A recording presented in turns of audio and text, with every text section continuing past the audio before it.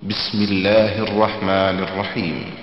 ومن أحسن قولا ممن دعا إلى الله وعمل صالحا وقال إنني من المسلمين. الحمد لله رب العالمين والعاقبة للمتقين والصلاة والسلام على سيد الأنبياء والمرسلين نبينا محمد وعلى آله وصحبه أجمعين. يقول الإمام شيخ الإسلام محمد بن عبد الوهاب بن سليمان التميمي رحمه الله في كتابه كتاب التوحيد: باب من جحد شيئا من الأسماء والصفات.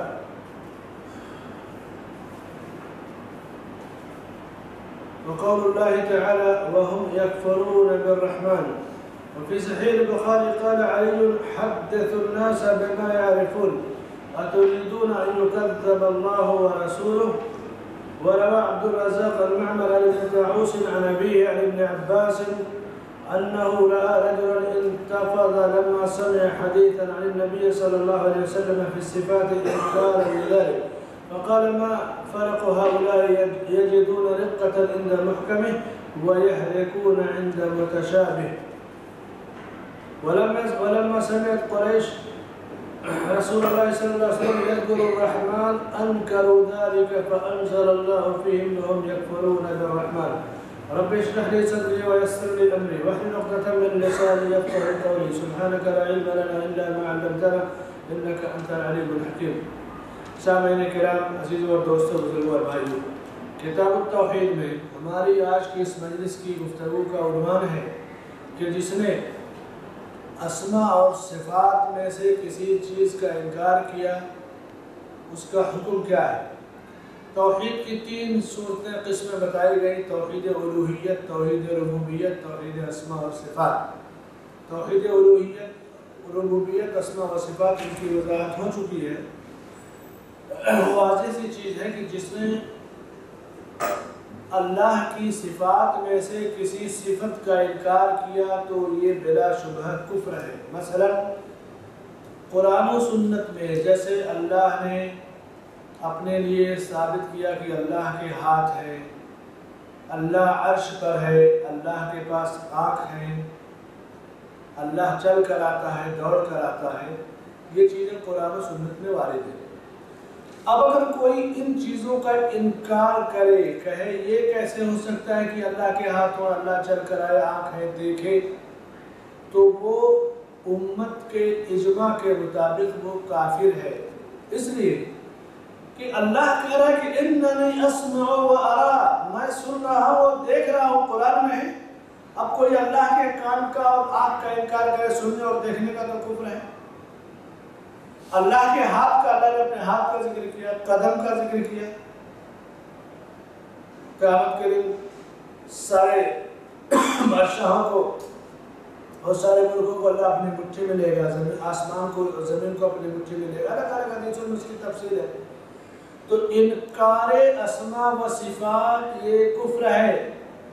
اب کوئی کہے کہ کیسے ہم مان لیں کہ اللہ کے ہاتھ ہے، اللہ کے پیر ہے، یا اللہ کے آنکھ ہے؟ اس طرح تو اللہ کی تمثیل اور جسم لازم آئے گا، یہ بھی غلط ہے۔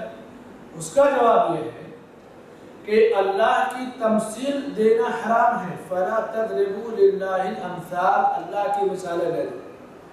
لَيْسَ كَمِثْلِهِ شَيْءٌ وَهُوَ السَّمِيعُ الْبَصِيرُ، اس کی طرح کوئی چیز نہیں اور وہ سننے اور دیکھنے والا ہے۔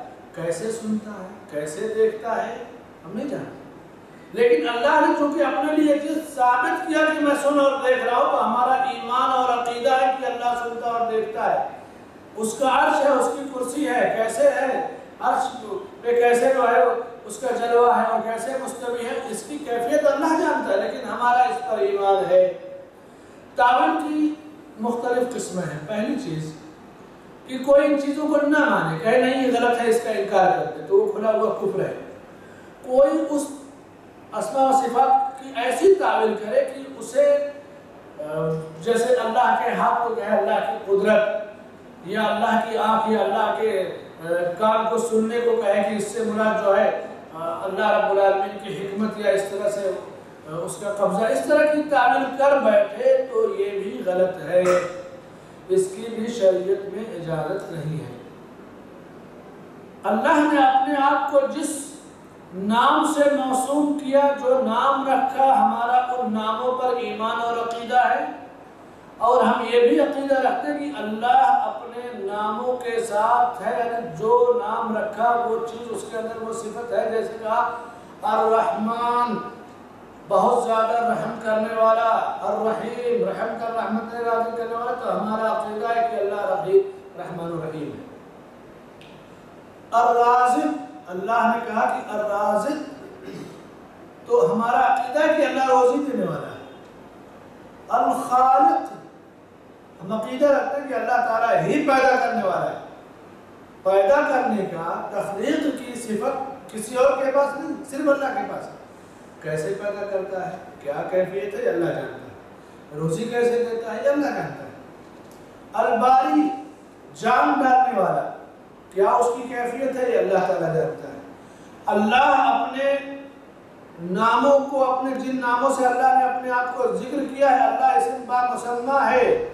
انسان کا کوئی نام ہوتا ہے تو انسان کبھی کبھی اپنے نام کا الٹا ہو سکتا ہے، جیسے کسی کا نام ابرار ہے اور وہ سب سے بڑا گناہگار اور نیکی نہ کرے، یا اسی طرح سے کسی کا نام جو ہے صالح ہو اور وہ سب سے بڑی سے زیادہ شرارتیں کرے، یا اسی طرح کسی کا نام حامد ہو، یا اسی طرح کسی کا نام محمود ہو، کسی کا نام جو ہے الگ الگ نام ہو، فیاض ہو، سب سے زیادہ کنجوسی کرے، فیاض ہونا سخاوت ہے۔ انسان نے اپنا جو نام رکھا ہے، آدمی اس کا الٹا ہو سکتا ہے، لیکن اللہ نے اپنا جو نام رکھا ہے، اللہ اپنے ناموں کے ساتھ ان تمام خوبیوں کا مالک ہے۔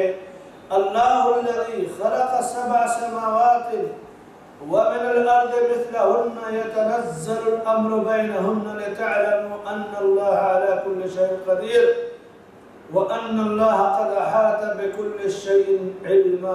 اللہ کی ذات ہے جس نے 7 آسمان پیدا کیا اور 7 زمین پیدا کیا۔ آسمان 7 ہے، یہ تو پتا ہے، زمین 7 ہے، ابھی تک کچھ نہیں پتا دوسری زمین کہاں ہے، تیسری زمین کہاں ہے، پھر اور کہاں ہے زمین، آبادی کہاں ہے، انسان کا علم یہاں تک نہیں پہنچا، لیکن اللہ نے اس کو بیان کیا ہے۔ ہمارا عقیدہ ہے کہ آسمان 7 ہے، اسی طرح زمین بھی 7 ہے۔ اب انسان کا علم پہنچے گا، جب ہوتا ہے سائنس کسی چیز کی دریافت کر لیتی ہے تو لوگ سمجھتے ہیں کہ بہت بڑا کمال ہو گیا، تیر مار دیا۔ اللہ نے ایک چیز پیدا کر دیا، اسی چیز کی دریافت سائنس کرتی ہے، یا اسی چیز کو، اسی علم کو کہتے ہیں ڈیولپنگ کرنا۔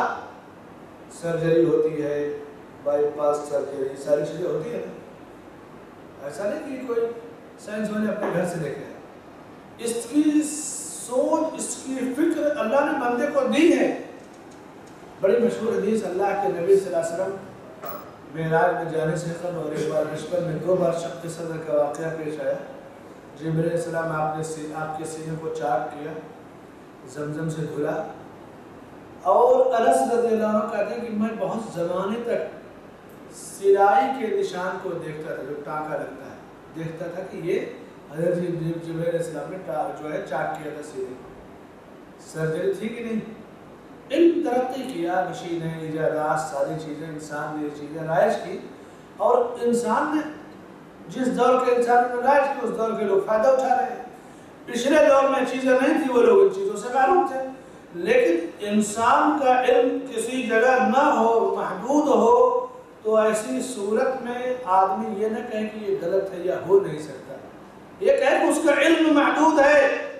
عبداللہ ابن مسعود رضی اللہ عنہ سے مروی ہے، جب جو مشہور دعا اللہ کے نبی صلی اللہ علیہ وسلم کہتے تھے، اللہم انی عبدک، اے اللہ میں تیرا بندہ ہوں، ابن عبدک، تیرے بندے کا بیٹا ہوں، ابن امتک، تیرے بندی کا بیٹا ہوں، ناصیتی بیدک، میری پیشانی تیرے ہاتھ میں ہے، ماضٍ فی حکمک، مجھ پر تیرا حکم چلتا ہے، عدل فی قضاء، مجھ پر تیرا فیصلہ نافذ ہوتا ہے، اسألک بکل اسم هو سمیت لک، تو نے اپنے جتنے بھی نام رکھے ان تمام ناموں کے ذریعے میں تجھ سے سوال کرتا ہوں سميت به نفسك أو أنزلته في كتابك أو علمته أحدا من خلقك أو استأثرت في علم الغيب عندك، یا اس کو کتاب میں نازل کیا یا کسی مخلوق کو سکھایا یا علم غیب میں اپنے اس نام کو محفوظ رکھا ہے، ان تمام کا واسطہ دے کر کے اور ان تمام کے ذریعے تجھ سے سوال کرتا ہوں، انت جعل القرآن ربیع قلبی ونور صدری وجلاء حزنی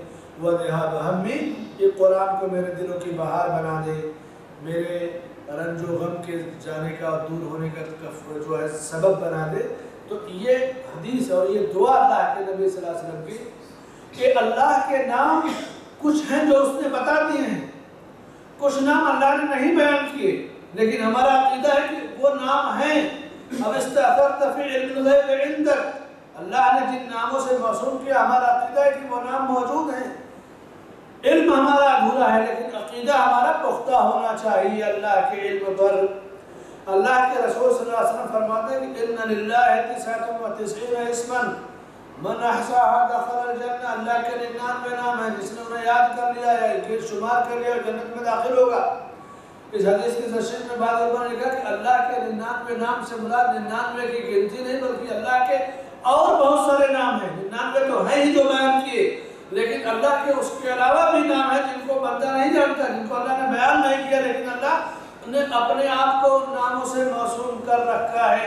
اس لیے کہ وَلِلَّهِ الْأَسْمَاءُ الْحُسْنَى فَادْعُوهُ بِهَا، اللہ کے ہی پیارے پیارے نام ہیں، بس تم ان کے ذریعے اللہ کو پکارو اور اللہ کو بلاؤ۔ اے رحمان مجھ پر رحم فرما، اے غفور میری مغفرت فرما، اے رازق مجھے روزی دے۔ یہ ہے توحید اسماء و صفات۔ اب اس میں کسی چیز کا انکار نہیں کیا جائے گا۔ اللہ کی صفات، ایک تو اللہ کی ذاتی صفات ہے، دوسری صفت فعلی اور تیسری خبری صفات ہے۔ تین صورتیں ہیں اسماء و صفات میں اللہ کی صفات کی، جیسے ذاتی صفات اللہ کی سننا دیکھنا، یہ اللہ کی ذاتی صفت ہے، اللہ نے اس کو اپنے بارے میں اس کا ذکر کیا ہے۔ فعلی صفت، اللہ آسمانی دنیا پہ نزول فرماتا ہے، اللہ عرش پر مستوی ہے، یہ اللہ کی صفت ہے، فعل ہے، اس کا کام ہے۔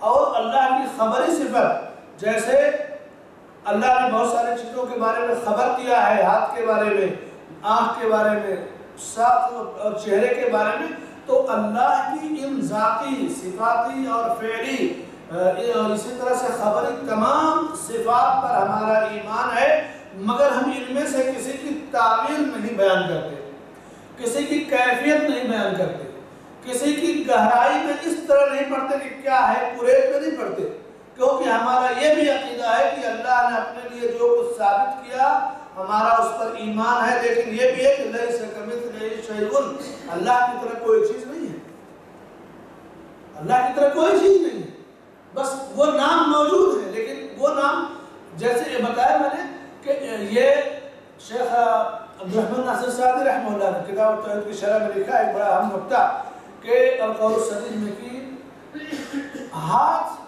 پاؤں یا منہ، یہ اس سے انسان ہمیشہ اپنے تصور کو لے آتا ہے۔ آپ دیکھیں کہ چیونٹی کے پاس بھی ہاتھ، پیر، منہ، ناک، کان ہوتے ہیں، ہاتھی کے پاس بھی ہاتھ، پیر، منہ، ناک، کان ہوتے ہیں، دونوں میں کچھ فرق ہے؟ دونوں ان چیزوں کے معنی ہیں۔ یہ تو اللہ کی ایک چھوٹی مخلوق ہے، ایک بڑی مخلوق ہے، لیکن اللہ جو ان چیزوں کا خالق ہے ان کے بارے میں بس صرف ان ناموں کے بارے میں کہ یہ نام اللہ نے رکھے اور یہ چیزیں، یہ صفات موجود ہیں، اس کی کیفیت اور تمثیل اور تکلیف ہم نہیں بیان کرتے۔ فَلَا تَضْرِبُوا لِلَّهِ الْأَمْثَالَ، یہ جو وسیلہ والے کہتے ہیں نا کہ چھت پر چڑھنا ہے تو سیڑھی کا وسیلہ چاہیے، بادشاہ تک چڑھنا تو وزیر کا وسیلہ چاہیے، اس لیے اللہ تک چڑھنا ہے تو بزرگوں کا وسیلہ چاہیے، یہ بھی خرافات ہے۔ اللہ نے خود کہا کہ فَلَا تَضْرِبُوا لِلَّهِ الْأَمْثَالَ، اللہ کی مثالیں میں تو اللہ نے مثالوں سے منع کیا، اور یہ اللہ کو مثالوں کے ذریعے بادشاہ اور وزیر اور چھت اور سیڑھی سے سمجھا رہے ہیں۔ اللہ کہہ رہا ہے کہ لیس کمثلہ شیء، تو پھر چھت اور سیڑھی سے سمجھانے کی کیا ضرورت ہے؟ فَلَا تَضْرِبُوا لِلَّهِ الْأَمْثَالَ، اللہ کی مثالیں تو اللہ نے اس سے منع کیا ہے۔ اس لیے ان اللہ یعلم وانتم لا تعلمون، اللہ جانتا ہے اور تم نہیں جانتے۔ اس لیے کسی چیز کی تمثیل یا تکیف بھی نہیں بیان کی جائے گی۔ حیرت ہے کہ انسان کہتا ہے کہ میں چاند پر گیا اور خلاؤ میں گیا، لیکن رب کو پکارنا ہے تو پھر کسی مردے کے پاس جائے گا، کسی بت کے پاس جائے گا۔ انسان کی عقل کی جو ہے پسماندگی کے بارے میں سوچے۔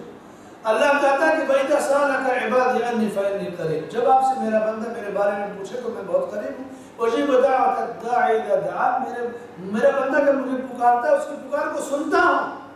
فَلْيَسْتَجِيبُوا لِي وَلْيُؤْمِنُوا بِي لَعَلَّهُمْ يَرْشُدُونَ، تو میرے بندوں کو چاہیے کہ مجھ پر ایمان رکھے، مجھے پکارے تاکہ وہ ہدایت پر رہے۔ یہ تو اللہ نے صاف طور سے بیان کیا ہے۔ تو تشبیہ یا مشابہت یا اسی طرح تکلیف یا اس کی کیفیت کو کسی بھی طرح سے نہیں بیان کیا جائے گا، اس سے حدیثوں میں منع کیا ہے۔ اللہ نے فرمایا کہ وَهُمْ يَكْفُرُونَ بِالرَّحْمَانِ، وہ رحمان کا انکار کرتے ہیں۔ کچھ لوگ تو کہ اللہ کے نام کو مانتے تھے، رحمان کو نہیں مانتے تھے۔ صلح حدیبیہ میں جب صلح کی دفعات لکھی جانے لگی تو لکھا گیا نا بسم اللہ الرحمن الرحیم، تو سہیل جو مندوب تھے مشرکین کی طرف سے کہتے تھے کہ میں کیا جانوں کہ رحمان رحیم کون ہے، میں اللہ کو جانتا ہوں لیکن وہ رحمان رحیم ان صفات کو نہیں جانتے تھے، نہ اس پر ایمان رکھتے تھے۔ تو اللہ کی بعض صفات کا مشرکین نے انکار کیا، اور اس زمانے میں وہ صفات جو اللہ نے ذاتی یا فعلی اپنے لیے ثابت کی، خبری یا فعلی، آنکھ کان یا نہ عرش پہ جو ہے جلوہ گر ہونا یا عرش پہ نازل یا اسی طرح سے چلنا یا سننا، تو اس زمانے کے بعد لوگوں نے اس کا انکار کیا، کہا یہ سب غلط ہے۔ اس زمانے کا مشرک رحمان اور رحیم کی صفت کا انکار کرتا تھا، اس زمانے میں اللہ کی بعض صفتوں کو کہتے نہیں یہ تو انسانوں سے ملتی ہے، اس لیے انکار کرتے ہیں۔ کیا انسان کے اندر رحم نہیں ہے؟ انسان رحم نہیں کرتا ہے؟ رحمان اور رحیم اللہ کی صفت ہے، لیکن انسان کا رحم اور اللہ کے رحم میں کیا جو ہے اللہ کے نبی صلی اللہ علیہ وسلم فرماتے ہیں کہ اللہ نے اپنی رحمت کا 99 حصہ اپنے پاس باقی رکھا ہے، ایک حصہ دنیا میں۔ پوری دنیا جب سے قائم ہوئی قیامت تک رہے گی، پوری دنیا میں جتنا دلوں میں لوگوں کے رحم ہے یہ اللہ کی رحمت کا ایک حصہ ہے۔ 99 حصہ رحمتوں کا اللہ نے اپنے پاس روک رکھا ہے۔ اللہ کتنا بڑا رحیم ہے، اللہ کتنا زیادہ رحم کرنے والا ہے۔ سوچے بندہ، اب رحمان رحیم سے بندہ سوچے کہ جیسے ہم لوگ کے دل میں سختی نرمی ہے، یہ تو غلط ہے، یہ تو تکلیف یا تمثیل سے منع کیا گیا۔ بس اللہ کی رحمت ہے، اور اللہ کے رحمان و رحیم پر ہمارا عقیدہ۔ اللہ نے فرمایا قُلِ ادْعُوا اللَّهَ مِنَ الرَّحْمَٰنِ أَيَّمَّا تَدْعُوا فَلَهُ الْأَسْمَاءُ الْحُسْنَىٰ، تم اللہ کو بلاؤ یا رحمان کو پکارو، چاہے جیسے پکارو، اللہ ہی کے اسماء حسنہ ہے۔ اور کہا کہ علیہ توکلت وإلیہ متاب، ہمارا عقیدہ، نیک بندوں کا عقیدہ کہ اللہ پر وہ بھروسہ کرتے ہیں اور اسی کی بارگاہ میں توبہ بھی کرتے ہیں۔ ہم سے گناہ ہوتا ہے، اللہ کی بارگاہ میں توبہ کرتے ہیں، کیونکہ اللہ تعالیٰ تواب ہے، توبہ کو قبول کرنے والا ہے، غفور ہے، گناہوں کی مغفرت کرنے والا ہے، رحیم ہے، اپنی رحمتوں سے رحمتوں سے نوازنے والا ہے۔ ایک مشرک پینے کا پانی بھی نہ پائے اگر دنیا کے معاملات پہ اللہ سزا دے، کیونکہ سب سے بڑا نافرمان ہوتا ہے، لیکن اللہ رحیم ہے، کافر مشرک یہودی نصرانی سب کو روزی دیتا ہے۔ اس چیز میں اللہ نے مسلمان کافر کی تفریق نہیں کی۔ آخرت کی جو رحمت ہے، جو عذاب ہے، وہ لوگوں کے عمل کے لحاظ سے۔ تو وَإِلَيْهِ الْمَتَابُ، چونکہ اسماء و صفات کا انکار کرنا یہ بھی کفر ہے، اور جب آدمی کے ذہن میں شبہ آئے، شکوک آئے، فوراً بندہ ان چیزوں پہ جو ہے اپنے ایمان کی تجدید کرے، اللہ سے معافی مانگے، وَقُلْ رَبِّ أَعُوذُ بِكَ مِنْ هَمَزَاتِ الشَّيَاطِينِ وَأَعُوذُ بِكَ رَبِّ أَنْ يَحْضُرُونِ، اللہ سے مغفرت طلب کرے۔ اسی لیے توبہ کا مطلب یہ ہوتا ہے رجوع اللہ، اللہ کی طرف پلٹ کر آنا۔ ایک بندہ اپنے گھر سے نکلا، بمبئی آیا، سعودی آیا، پوری دنیا کا سفر کیا، اس کے بعد پھر واپس میں کہاں آئے گا؟ اپنے گھر لوٹ کر کے آئے۔ حاجی جب طواف کرتا ہے تو جو شروع میں طواف کرتے ہیں نا عمرے کا، اس کو کیا کہتے ہیں؟ طواف قدوم، آنے کا طواف۔ گھر سے قدم نکلا ہے دنیا کے کسی بھی کونے سے، یہ قدم کہاں جا کر رکے گا؟ حجر اسود کے پاس، اور پھر وہاں حجر اسود کو بوسہ دے گا، بھیڑ ہے تو ہاتھ سے چھو کے ہاتھ کو چوم لے گا، اور نہیں تو ہاتھ کا اشارہ کرے گا، اور جب ہاتھ کا اشارہ کرے گا تو ہاتھ کو چومنے کی ضرورت نہیں، اور پھر وہاں اللہ کا نام لے کر کے طواف شروع کرے گا۔ اور جب آنے لگتے ہیں تو جو طواف کرتے ہیں اس کو کیا کہتے ہیں؟ طواف وداع۔ اب اللہ کے گھر کو، اس شہر کو چھوڑ رہا ہے، اب اپنے وطن واپس آ رہا ہے، الوداع کر رہا ہے اس گھر کو، تو وہ طواف کیا اس نے۔ توبہ کا اس سے یہی مفہوم ہے کہ رجوع اللہ، بندہ گناہ کرتا ہے اللہ سے دور ہو جاتا ہے، تو اللہ سے دور ہونے کے لیے کیا کرنا پڑے گا؟ قریب ہونے کے لیے کیا کرنا پڑے گا؟ گناہوں کی وجہ سے بندہ اللہ سے دور ہو گیا، اب قربت کے لیے توبہ۔ توبہ کا مطلب کہ قریب ہونا، پلٹ جانا، رجوع اختیار کرنا۔ توبہ کی 5 شرطیں ہیں، کسی کی توبہ قبول ہونے کے لیے 5 شرطیں ہیں۔ پہلی شرط اخلاص، خلوص نیت سے توبہ کرے۔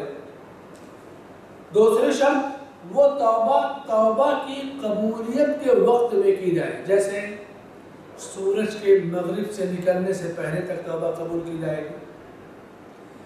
جب روح نکل رہی ہے، جانکاری کا عالم ہے، اس وقت توبہ نہیں قبول کی جائے گی۔ فرعون جب ڈوبنے لگا تو کیا کہا؟ آمنت برب موسیٰ و ہارون، میں موسیٰ اور ہارون کے رب پر ایمان لایا۔ اللہ نے کہا آلان وقت عصیت، اب ایمان کی سوزی اور نافرمانی کب تک کرتے رہے؟ تو اب اس کی جان جا رہی ہے، جانکاری کا عالم ہے، اس وقت توبہ نہیں قبول کی جاتی۔ سورج مغرب سے نکل گیا، اس وقت توبہ نہیں قبول کی جاتی۔ تو توبہ کی قبولیت کی پہلی شرط اخلاص نیت، دوسری شرط توبہ کی قبولیت کے وقت میں کی جائے، تیسری شرط بندہ جس گناہ سے توبہ کرے اس پر نادم ہو، شرمندہ ہو۔ ایک گناہ کیا، توبہ فخر سے یا مذاق سے نہیں کی جاتی۔ اللہ کے نبی صلی اللہ علیہ وسلم فرماتے ہیں الندم التوبہ، یعنی گناہ پر ندامت، شرمندگی اختیار کرنا، یہ بھی توبہ ہے۔ تو جو گناہ کیا ہے اس گناہ پر حسرت اور ندامت اور افسوس کا اظہار کرے۔ چوتھی شرط توبہ کی، جس گناہ سے توبہ کر رہا ہے آئندہ اس گناہ کو نہ کرنے کا عہد کرے کہ اب یہ گناہ نہیں کروں گا۔ افسوس بھی ظاہر کرے، ندامت بھی ظاہر کرے، اور رب کے سامنے عہد کرے کہ اب یہ گناہ نہیں کروں گا۔ کسی پر ظلم کیا ہے تو ظلم سے رک جائے، کسی کا حق لیا ہے تو اس حق کو ادا کرنے کے بعد توبہ کرے گا۔ پانچویں شرط کہ جو گناہ جس سے وہ توبہ کر رہا ہے وہ یہ عہد کرے کہ اب آئندہ وہ گناہ نہیں کرے گا، یعنی آئندہ وہ گناہ نہیں کرے گا۔ چوتھی شرط ہے کہ گناہ سے رک جائے، چھٹکارا پا جائے کہ اب وہ گناہ نہیں کرے گا، یعنی وہ گناہ سے اسٹاپ ہو جائے، جیسے ظلم کر رہا ہے ظلم سے رک جائے، اور شرک کر رہا ہے شرک سے رک جائے، اور کسی بھی برائی سے توبہ کر رہا ہے، جیسے چوری کر رہا ہے زنا کرے تو اس گناہ سے رک جائے۔ اور پانچویں شرط ہے کہ ایک دم پختہ عہد کرے کہ اب یہ گناہ نہیں کرے گا، اللہ کے سامنے عہد کرے، روئے گڑگڑائے۔ تو یہ 5 شرطیں ہیں توبہ اسی لیے کرنے کہ رجوع اللہ، اللہ کی طرف پلٹنا اور لوٹنے کو توبہ کہتے ہیں۔ صحیح بخاری میں علی رضی اللہ عنہ کہتے ہیں کہ حدث الناس بما یعرفون، تم لوگوں سے وہی گفتگو کرو جو وہ سمجھ سکیں۔ دیکھیں دین میں سمجھانے کا انداز کہ ایک آدمی منبر پر خطبہ دے اور وہ زبان استعمال کرے جو زبان سننے والے سمجھ نہ سکیں۔ ایک آدمی دیہات میں تقریر کر رہا ہے، دوسرا ایم اے اور بی اے فائنل والے کلاس میں تقریر کر رہا ہے، دونوں کے معیار میں فرق ہوگا۔ ایک شخص خطبہ دے رہا ہے بنگالی مسجد میں، مدن پورہ میں یا مومن پورہ میں، ٹمکر محلہ میں، دوسرا بمبئی سے 200 کلومیٹر دور جہاں پر لوگ بمشکل اردو سمجھتے ہوں اور دین کی کچھ چیزیں سمجھتے ہوں، کیا دونوں ایک ہی معیار ہوگا؟ ایک شخص یونیورسٹی میں جو علماء ہیں ان سے خطاب کر رہا ہے یا مساجد کے ائمہ سے خطاب کر رہا ہے، اور دوسرا عوام سے خطاب کر رہا ہے، تو فرمایا کہ حدث الناس بما یعرفون، یعنی لوگوں سے وہی گفتگو کرو جو لوگ جانتے ہو سمجھ سکتے ہو۔ لوگوں کی عقل سے اوپر چلے جانے والے لوگ. اب کوئی اپنی قابلیت بتانے کہ ایسا ہے منطق والا ہے فلسفے والا, وہ تو ایسی اونچی بات کر رہا ہے جو کوئی سمجھ ہی نہیں سکتا. تو یہ کون سا کمال ہے؟ یہ تو کوئی بھی کہہ سکتا ہے کہ ایسی اونچی بات. اب ایک جاہل آدمی اگر نقشہ بنا دے بلڈنگ کا تو ایسا نقشہ بنائے گا کہ کوئی اس طرح کی بلڈنگ کھڑے ہی نہیں کر سکتا. یہ کون سا کمال ہے؟ علم کا صحیح استعمال کہ اس سے فائدہ پہنچے لوگوں کو, اس سے قابلیت کا اظہار یا وہ ڈالنا یہ مقصود نہیں ہے. تو علی رضی اللہ عنہ کہتے تھے کہ دین کے معاملے میں وہی باتیں کرو جو لوگ سمجھ سکیں, کیونکہ جب لوگ نہیں سمجھ سکیں گے تو کیا ہوگا؟ اللہ اور اس کے رسول کو جھٹلانے لگیں گے. تو کیا تم یہی چاہتے ہو کہ لوگ اللہ اور اس کے رسول صلی اللہ علیہ وسلم کو جھٹلائیں؟ تو یہ ایک آداب سکھائے گئے اسماء و صفات یا توحید اور عقیدے کے بارے میں کہ لوگوں کو یہ چیزیں سمجھائی جائیں لیکن ان کی عقل کے مطابق. کچھ لوگ بیچارے ایسے ہیں مسکین کہ عقیدے کی بات چھیڑتے ہی نہیں, کہتے ہیں یہ لوگ سمجھ نہیں پائیں گے, یہ اختلافی چیز ہے. سوال ہے کہ اختلافی چیز ہے لیکن اس کا حل تو شریعت کے اندر موجود ہے. اللہ نے جو چیز ثابت کیا اس کو ماننا چاہیے. عبداللہ بن عباس رضی اللہ عنہ فرماتے ہیں کہ ایک آدمی نے جب اللہ کے نبی صلی اللہ علیہ وسلم سے اسماء و صفات کے بارے میں گفتگو سنی تو اس کا دل دہل گیا, یعنی اس کو سن کر کے انکار کے طور پہ تعجب انکار کے طور پہ لرز گیا. تو انہوں نے کہا کہ ان لوگوں کا بھی معاملہ عجب ہے کہ محکم آیتوں پر تو رقت تعریف ہوتی ہے اور متشابہ آیتوں پر ہلاکت کی طرف مائل ہوتے ہیں. تو یہ اسماء و صفات کے باب میں اللہ نے بڑی آسانی رکھی ہے اور سلف نے یہی ذکر کیا ہے فَلَا تَعْلَمُ نَفْسٌ مَا أُخْفِيَ لَهُم مِّن قُرَّةِ أَعْيُنٍ, یعنی حقائق کی تہ تک پہنچنا, کسی بھی چیز کی حقیقت کی تہ تک پہنچنا انسان کا کام نہیں ہے. جو ظاہر یا جو چیزیں اللہ نے بتا دی, نبی صلی اللہ علیہ وسلم نے بتا دیا, وہ اللہ ہی جانتا ہے. ہمارا اس پر ایمان. اب اللہ نے آسمان و زمین کو 6 دن میں پیدا کیا. کیوں 6 دن میں پیدا کیا؟ وہ 6 دن کئے گھنٹے کا ہوتا تھا, کب سورج ڈوبتا تھا, اس سے ہم کو کیا لینا دینا؟ اس سے کون سا فرق پڑتا ہے اس معلومات سے اور اس کی نہ ہونے سے؟ یہ علم ہے اللہ کا, اللہ کے پاس. ہمارا عقیدہ کہ اللہ نے آسمان و زمین کے 6 دن میں پیدا کیا. کیسے پیدا کیا, وہ دن کیسا ہے, یا جیسے قیامت کے قریب ایک دن 1 سال کے برابر 1000 سال کے برابر ہوگا. اب اس کی کیفیت اللہ تعالیٰ ہی جانتا ہے. بعض لوگ کیا کریں گے, کہیں گے دیکھو ایسا قرآن کو ہر آدمی نہیں سمجھ سکتا, اس لیے قرآن کی بات ہی نہ کرو نا. ہمارے بزرگوں نے جو لکھ دیا ہے عوام کے لیے اسی سے کام چلا. یہ بھی بہت بڑی غلط بات ہے, بہت بڑی غلط فہمی ہے. اللہ کہہ رہا ہے کہ وَلَقَدْ يَسَّرْنَا الْقُرْآنَ لِلذِّكْرِ فَهَلْ مِن مُدَّكِرٍ, ہم نے قرآن کو سمجھنے کے لیے آسان کر دیا ہے, کیا کوئی ہے جو نصیحت حاصل کرے؟ إِنَّ هَذَا الْقُرْآنَ يَهْدِي لِلَّتِي هِيَ أَقْوَمُ, یہ قرآن تو بالکل سیدھے اور سچے راستے کی رہنمائی کرتا ہے. إِنَّا أَنزَلْنَاهُ قُرْآنًا عَرَبِيًّا لَعَلَّكُمْ تَعْقِلُونَ, ہم نے اس قرآن کو عربی میں اتارا تاکہ تم سمجھ سکو. اللہ کہہ رہا ہے کہ ہم نے قرآن کو عربی میں سمجھنے کے لیے اتارا. کتاب انزلناہ الیک مبارک لیدبروا آیاتہ, یہ مبارک کتاب ہم نے آپ کی طرف اتاری تاکہ لوگ اس کی آیتوں کے بارے میں غور کریں. یہ اللہ کا فرمان ہے. بندہ کیا کہتا ہے, قرآن ہمارے سمجھنے کی چیز نہیں ہے, تم نہیں سمجھ پاؤ, یہ علماء کے سمجھنے کی چیز. کیوں یہ شبہ کیوں کیا پیدا کیا جا رہا ہے؟ تاکہ جب عوام قرآن سمجھ جائیں گے تو پھر ان مولویوں کی دار کیسے کریں, کیسے یہ جو ہے لوگوں کو بیوقوف بنائیں گے. یہی ہوا نا ہندوستان میں قرآن کا سب سے پہلا ترجمہ شاہ ولی اللہ محدث دہلوی رحمۃ اللہ علیہ فارسی زبان میں کیا تھا. اس زمانے میں ہندوستان کی سرکاری زبان فارسی تھی. ہماری اس مسجد کا جو رجسٹریشن ہے بنگالی مسجد کا, اور جو بعض اوراق ایسے ہیں کہ اس زمانے میں فارسی زبان تھی. اتنی پرانی الحمدللہ یہ مسجد ہے کہ بعض گورنمنٹ کے کھاتوں میں بھی اور سرکاری دفتروں میں بھی فارسی زبان چلتی تھی. پھر انگریز آئے تو انگریزی چلنے لگی, لیکن انگریزوں کے دور میں بھی ایک بہت لمبے عرصے تک فارسی رائج تھی مغلوں کے زمانے سے. پھر دھیرے دھیرے انگریزی پھر اور دوسری زبانیں آتی گئی. فارسی زبان میں سب سے پہلا ترجمہ شاہ ولی اللہ دہلوی رحمۃ اللہ علیہ نے کیا. جب یہ ترجمہ ہوا تو ہندوستان کے مولویوں نے فتویٰ دیا کہ شاہ ولی اللہ دہلوی کا خون حلال ہے، ان کا قتل کرنا واجب ہے، وہ قتل کرنے میں کوئی حرج نہیں، قتل کا فتویٰ دے دیا۔ سوچیے یہ علماء قرآن کے ترجمے کرنے والے کے قتل کا فتویٰ دیتے ہیں۔ بہرحال فتویٰ ہوا، مار دھاڑ کے لیے لوگ دوڑے، شاہ صاحب گھر میں چھپے رہتے تھے، گھر سے تک دلی کے بہت رئیس لوگوں میں سے تھے۔ جب معاملہ سنجیدہ ہو گئے، حالات نارمل ہو گئے، تو ان علماء کو بلوایا اور پوچھا کہ بھائی میں نے قرآن کا ترجمہ کیا، لوگوں کی خدمت کیا، پھر کیا وجہ ہے کہ میرے قتل کا تم نے فتویٰ دیا؟ کون سا جرم؟ کہا سب سے بڑا جرم تو یہی کہ تم نے قرآن کو عام کر دیا۔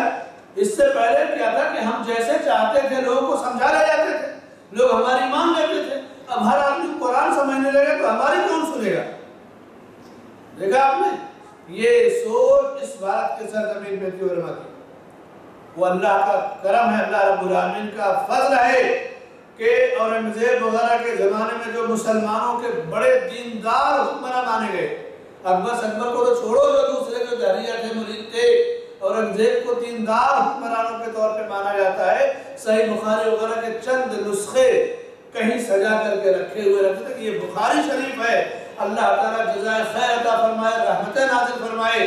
علامہ نواب صدیق حسن خان بھوپالی رحمۃ اللہ علیہ پہ جب نواب صدیق حسن رحمۃ اللہ علیہ کا دور آیا اور انہوں نے ان کے پاس مال یا دولت آئی تو انہوں نے بخاری، فتح الباری، احادیث کو چھپوا کر کے ٹھیلوں پہ لگوا کر کے پورے ملک میں جتنے علماء تھے مسجد تک تقسیم کروایا اور علماء کی ایک ٹیم مقرر کی کہ بخاری کا ترجمہ اردو میں کیا جائے، ابو داؤد کا ساری کتابوں کا ترجمہ کیا جائے۔ علماء نے کہا ٹھیک ہے، کچھ نے کہا ہم یہ کام حرم میں جا کے بیٹھ کے کریں گے۔ نواب صاحب نے کہا یہ خرچہ ہے آنے جانے کا، رہنے کا، کھانے پینے کا، یہ کام آپ کو کرنا ہے۔ ایک ٹیم بنائی اور اس وقت پہلا ترجمہ جو ہے نواب صاحب نے مختلف زبانوں میں، اردو زبان میں احادیث کی کتابوں کو کروایا، شاہ صاحب نے فارسی میں قرآن کا ترجمہ کیا، پھر ترجمے ہوتے رہے، دین پھیلتا رہا۔ یہ دین کو پہلے چھپانے کی کوشش کی گئی، دبانے کی کوشش کی گئی، اور جب اس میں کامیابی نہیں ملی، دیکھیں اب تو سیلاب رکنے والا نہیں، تو پھر خود ہی تفسیریں لکھی جانے لگی، من گھڑت قصے بیان کیے جانے لگے۔ یہ صورتحال اس ملک میں رہی ہے۔ میرے بھائیوں، اللہ کے اسماء و صفات اور توحید کو بندہ جتنا زیادہ قرآن اور سنت سے سمجھ پائے گا اور کسی چیز سے سمجھ پائے گا۔ جب یہ آیت، جب قریش نے رحمان کا ذکر سنا تو انہوں نے انکار کیا۔ قریش کے بعد لوگوں کے بارے میں تو اللہ نے اسی موقع سے کہا وَهُمْ يَكْفُرُونَ الرَّحْمَانَ، وہ رحمان کا انکار کرتے ہیں یا رحمان کے ساتھ کفر کرتے ہیں۔ جیسے حدیث میں کہ قیامت کے دن اللہ آسمان کو جیسے کتاب لپیٹے، قرآن میں یوم نطوی السماء کالسجل للکتب، لپیٹا جائے گا آسمان کو یا زمین کو جو ہے اپنی مٹھی میں لے لے گا، یا قیامت کے دن جو ہے اللہ تعالیٰ سارے ملکوں کو، ساری دنیا کو اپنی مٹھی میں لے لے گا، کہے گا میں ہی بادشاہ ہوں۔ اس طرح سے الگ الگ احادیث میں کہیں ملکوں کا ہے، زمینوں کا ہے، آسمان کا ہے، قرآن کا ہے، ساری چیزوں کا ذکر ہے۔ یہ اللہ اس کی کیفیت کو جانتا ہے، ہم نہیں جانتے کہ کیسے مٹھی ملے گا، کیسے لپیٹے گا، اس کی کیفیت کا علم اللہ کے پاس ہے، لیکن ہمارا اس پر عقیدہ ہے کہ اللہ نے جیسے بیان کیا ہے ہم اس کو درست مانتے ہیں۔ اس کی توجیہ، اس کی تعبیر، اس کا ٹیڑھا ترچھا مفہوم، دائیں بائیں آئیں کائیں کہ ہم قائل ہیں، ہم اس کو نہیں مانتے۔ جو کچھ ثابت کیا ہے اللہ نے ہم اس کو مانتے ہیں، ہمارا اس کا عقیدہ ہے، اور جو اس کا انکار کرے، اسماء و صفات کا تعبیر کرے تو وہ ظاہر سی بات ہے کہ کفر میں وہ داخل ہو جاتا ہے۔ جیسا کہ مشرکین نے رحمان اور رحیم کی صفات، ان صفات کا انکار کیا تو اللہ نے اسی موقع سے یہ آیتیں اتاری تھی۔ اللہ سے دعا ہے کہ اللہ تعالیٰ ہمیں توحید کو اپنی ساری قسموں کے ساتھ سمجھنے کی توفیق عطا فرمائے، توحید کے تقاضے کو پورا کرنے کی توفیق عطا فرمائے۔ آمین وصلی اللہ علی نبینا محمد وعلی آلہ وصحبہ اجمعین۔ کوئی سوال ہے کسی کے پاس؟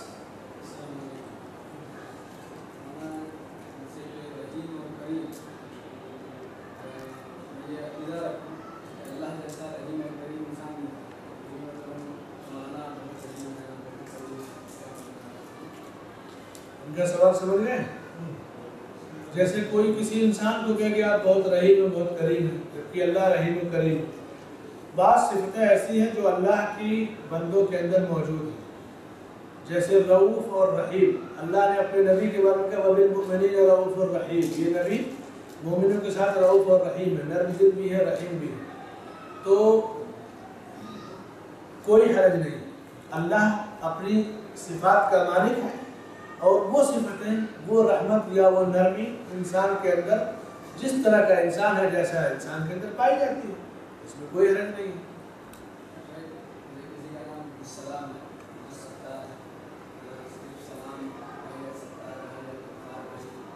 نہیں کہنا چاہیے، جیسے کسی کا نام عبدالسلام ہے، عبدالستار ہے، تو عبدالسلام کو سلام بھائی، ستار بھائی نہیں کہنا چاہیے، پورا نام دینا چاہیے۔ جیسے کسی کا نام رحمان ہے تو رحمان کہیں، رحیم ہے تو عبد الرحمن ہے تو صرف رحمان کہیں، کہ غلط۔ اب کسی کا نام عبداللہ ہے تو اس کو اللہ تو نہیں کہیں گے نا۔ تو اب سے اللہ کی بندگی کا پتہ چلتا ہے، عبودیت جھلکتی ہے۔ اور اب کسی کا نام عبدالسلام اور سلام بھائی کہیں تو پھر اللہ کی عبودیت اور اللہ کی توحید وہ ختم ہو گئی، اللہ کی توحید ختم ہو گئی، اللہ کی توحید یا اللہ کی عبودیت کو ختم کیا بندے نے۔ تو یہ چیزیں لوگوں میں موجود ہیں، اس کو اصلاح کرنا چاہیے، سمجھانا چاہیے۔ یہ ہمارے ہندوستان میں، عربوں میں یہ رواج نہیں ہے۔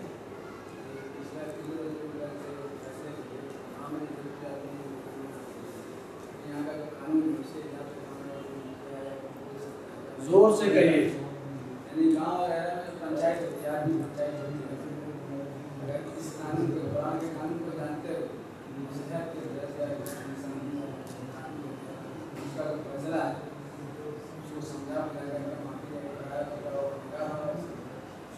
پنچایت کا قانون اگر قرآن و سنت کے خلاف ہے تو وہ نافذ نہیں کیا جائے گا۔ پنچایت والے بیچارے وہ جو گھریلو اور خاندانی معاملات ہوتے ہیں اس لحاظ سے حل کرتے ہیں، وہ قرآن کی مخالفت نہیں کرتے۔ ظلم وغیرہ سے روکنا، بےایمانی، ہڑپ کرنا، ان چیزوں کو وہ انصاف سے حل کرتے ہیں۔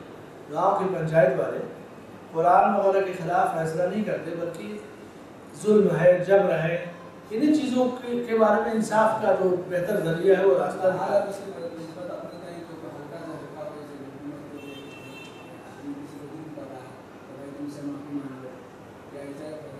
ہاں جی، پنچایتوں کا فیصلہ ہوتا ہے معافی مانگنے لگے تو کوئی حرج نہیں، اس میں کیا ہے۔ اس طرح کا نظام ہونا چاہیے، گاؤں میں بھی یہ نظام موجود ہے۔ شہروں میں تو جس کے پاس جتنا پیسہ ہے وہی اتنا بڑا گنڈا ہے، اسی کی سرکار ہے کہ نہیں؟ سوال آپ کے پاس؟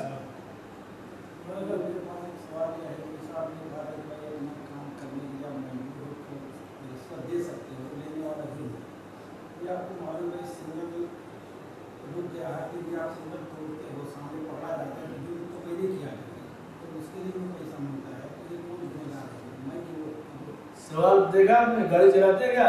اس لیے کرتا ہوں اپنے حق کو لینے کے لیے رشوت دینے میں رشوت دینے والا گنہگار نہیں، لینے والا گنہگار۔ تو اگر سگنل توڑ دیا کسی نے تو سگنل توڑ دیا اور پھر بچنے کے لیے وہ رشوت دے رہا ہے، تو وہاں دینے والا اور لینے والا دونوں گنہگار ہیں، کیونکہ سگنل ایک ایسا قانون ہے جو انسانوں کی بھلائی کے لیے بنایا گیا ہے، ہلاکت سے بچانے کے لیے، حادثے سے بچانے کے لیے حکومت گرین اور ریڈ سگنل بناتی ہے کہ انسان اس کو دیکھ کر چلے، حادثے کم ہوں گے۔ اب کوئی اسپیڈ میں گاڑی چلایا اور RTO والے نے سیٹی مارا، 100 روپیہ دے کے چلا گیا، تو دینے والا بھی مجرم، لینے والا بھی، کیونکہ جو لینے والا اس کا کام ہے اس جرم کی سزا دینا، کیس دائر کرنا۔ لینے والے کو جو اس نے جرم کیا ہے، سگنل توڑنا یہ جائز نہیں، بلکہ بعض علماء نے تو اس کو، جیسے کچھ لوگ ہوتے ہیں نا ایسے ہی قابل بننے والے، ارے کہاں قرآن حدیث میں ہے کہ سگنل یہ ہونا چاہیے۔ ایک شخص کے بارے میں اس سے کسی نے پوچھا، بدوس تھا کہ گاڑی کا لائسنس، وہ جو پیپر اور اسی طرح سے اپنا لائسنس دکھا۔ اس نے کہا لائسنس کی کیا ضرورت، گاڑی میری ہے، میں نے خریدا، میں چلا رہا، اب چلانے کا لائسنس، اتنا زیادہ پیسہ لے کے گاڑی کا لائسنس کیا کروں گا؟ نہیں دوں گا تم کو لائسنس، نہیں ہے میرے پاس لائسنس۔ یہ کوئی قانون نہیں ہوا. لائسنس کا مطلب کہ بندے کو گاڑی چلانا، جیسے ایک سرٹیفکیٹ ہے ایم اے کی، بی اے کی، ڈاکٹر کی، انجینئر کی، کورس کیا اور وہ سرٹیفکیٹ ملی ہے کسی کو بی او ایس کی کہ اب یہ علاج کر سکتا ہے. تو لائسنس ایک سرٹیفکیٹ ہے کہ یہ انسان گاڑی چلانے کی صلاحیت رکھتا ہے. اب اس کو یہ سرٹیفکیٹ دی جا رہی ہے. کوئی 2 نمبر سے لائسنس لے لے، بغیر گاڑی کو چلا اور گاڑی چلائے گا، حادثہ ہوگا تو گنہگار کون ہے؟ مجرم کون ہے؟ وہ چلانے والا مجرم ہے. اسی لیے بعض علماء نے کہا کہ یہ جو اللہ نے فرمایا کہ وَلَا تُلْقُوا بِأَيْدِيكُمْ إِلَى التَّهْلُكَةِ، اپنے آپ کو ہلاکت میں نہ ڈالو. لائسنس اس سگنل توڑنے والا گویا اپنے آپ کو ہلاکت میں ڈال رہا ہے، یعنی خودکشی کی طرف جا رہا ہے. پتا ہے کہ ریڈ سگنل ہے، توڑ دوں گا، حادثہ ہوگا، مر جاؤں گا، وہ جان بوجھ کے خودکشی کی طرف مائل ہو رہا ہے. تو سگنل کا جو سسٹم ہے کسی بھی ملک کے اندر یہ انسانوں کی بھلائی کی خاطر ہے، اور اللہ نے ہر اس قانون کی پاسداری کا حکم دیا جس سے انسان کی جان کی سلامتی ہو. اور خاص طور سے سگنل وغیرہ یہ جان کی سلامتی کے لیے، جیسے سیٹ بیلٹ باندھنے کا ہے. یہ آپ کہیں گے یہ میری گاڑی میں چاہے جیسے میں تو نہیں باندھوں گا، لیکن نہیں، حادثات وغیرہ میں جب انسان سیٹ بیلٹ باندھے رہتا ہے یا گاڑی ٹکراتی ہے، اس طرح کے واقعات میں اس سے اس کی سلامتی ہوتی ہے. ان قوانین پہ اگر جرمانہ لگتا ہے تو جرمانہ انسان چونکہ مجرم ہے تو اگر وہاں رشوت دے کے چھوٹتا ہے، چاہے سگنل توڑنے کی وجہ سے یا سیٹ بیلٹ کی وجہ سے، تو وہ رشوت کا گناہ اس پر لازم آئے گا، دینے والے پر بھی، لینے والے پر بھی. اب اگر آپ کی گاڑی نہیں پاس ہو رہی ہے بغیر انشورنس کے، ایمبولینس لے رہے ہیں بغیر انشورنس کے نہیں پاس ہو رہی ہے، دکان کھول رہے لائسنس نہیں مل رہا ہے، آپ مستحق ہے، سب کچھ کر رہے ہیں، لیکن کیوں گھما رہے ہیں دوڑا رہے ہیں؟ تاکہ آپ ان کی جیب گرم کریں. وہاں آپ نے اگر رشوت دیا تو وہ رشوت دینے والا گنہگار نہیں ہوگا، دینے والا گنہگار ہوگا، کیونکہ مجبور کیا ہے آپ کو رشوت دینے میں.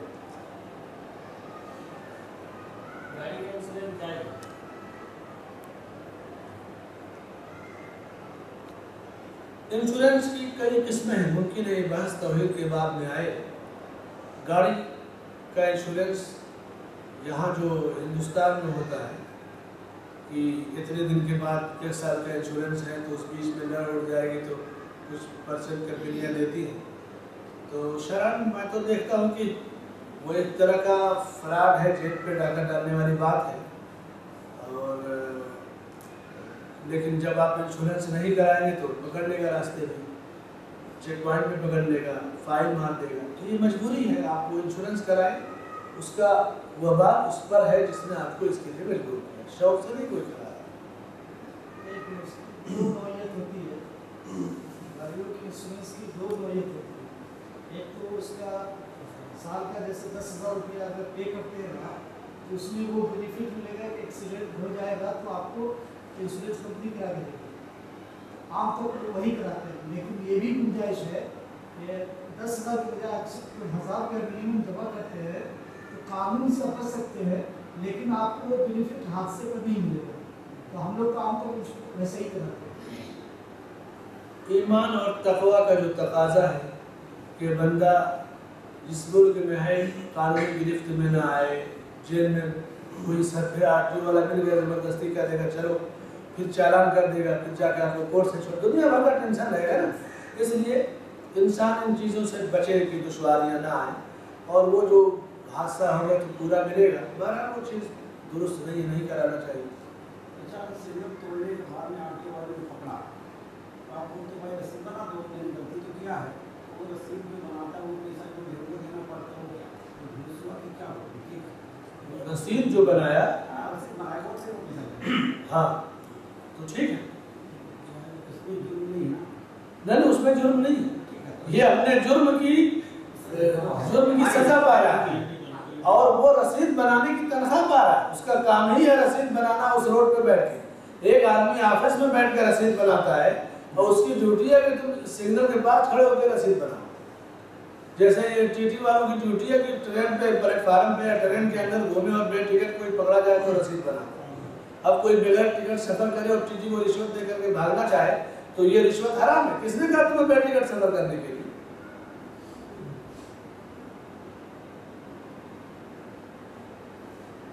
سبحان اللہ وبحمدہ سبحانک اللہم وبحمدک اشہد ان لا الہ الا انت استغفرک و اتوب الیک.